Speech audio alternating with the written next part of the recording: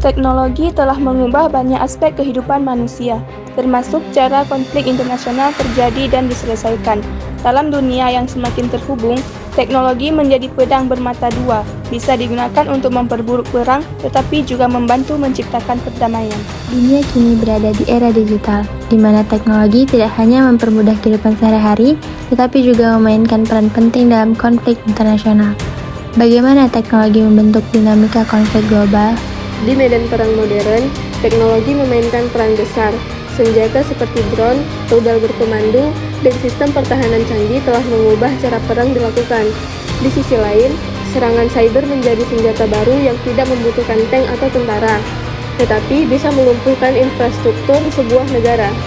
Baik, mari sama-sama kita dengarkan pendapat dari salah satu mahasiswa Fakultas Hukum Universitas Indonesia mengenai hal ini. Baik, apabila kita berbicara tentang pengaruh perkembangan teknologi terhadap dunia internasional, maka perkembangan teknologi itu sendiri berperilaku seperti dua mata pisau. Yang pertama dapat menguntungkan dan juga dapat merugikan.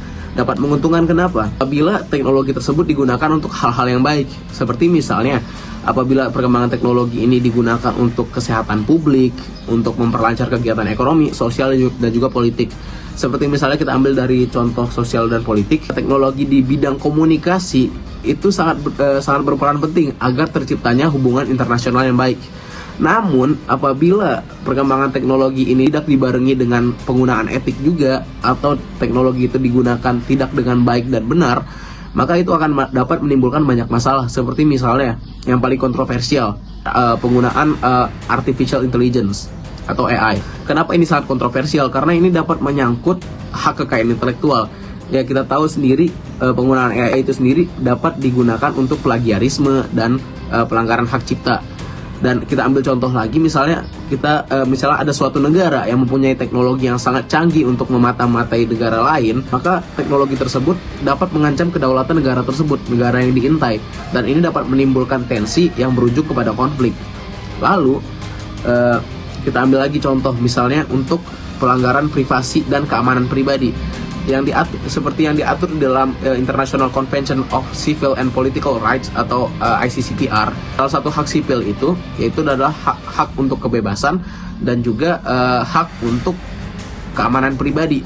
Seperti misalnya kita ambil contoh masalah Kominfo kemarin yang data ratusan juta penduduk Indonesia bocor kepada hacker luar negeri, maka tidak ada jaminan privasi rakyat Indonesia lagi ketika teknologi itu sudah digunakan untuk hal-hal yang jahat seperti itu. Teknologi telah menjadi kekuatan besar dalam konflik internasional, membawa manfaat sekaligus tantangan. Di tangan yang salah, teknologi dapat menjadi alat penghancur, tetapi jika dimanfaatkan dengan bijak, ia dapat menjadi jembatan menuju perdamaian. Masa depan dunia akan sangat ditentukan oleh bagaimana kita menggunakan teknologi ini sebagai alat konflik atau solusi bagi kemanusiaan. Teknologi adalah alat, bagaimana kita menggunakannya akan menentukan dampaknya. Jika digunakan secara bijak, teknologi tidak hanya menjadi alat perang, tetapi juga kunci untuk menciptakan dunia yang lebih damai.